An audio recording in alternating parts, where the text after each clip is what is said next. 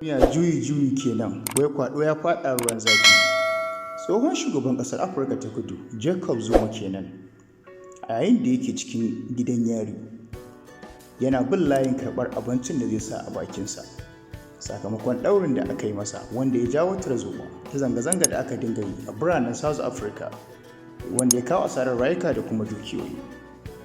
Kotu ta tura tsohon shugaban ƙasar gidan yarin ne sakamakon karya doka da ya yi na ƙin halartar zaman kotun, wato ƙin bin umarnin kotu, wanda hakan ne ya sanya ta tura shi gidan yari na 'yan kwanaki. Me za ku iya cewa da wannan shari'a? Sannan kuma haka za ta iya faruwa a Najeriya, a ce tsohon shugaban ƙasa a gan shi a gidan yari kuma yana bin layin karɓar abinci? To Allah ya shirye mu, kuma Najeriya Allah ya ba ta zama lafiya. Allah ya kawo mana shari'a ta gari a Najeriya. Muna so ka danna mana subscribe ko ki danna mana subscribe a wani channel ɗin tamu mai suna Hausa Global TV. Da kuma ka yi subscribe tun a baya ko kuma kin subscribe tun a baya.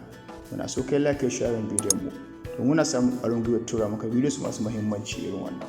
Muna godiya.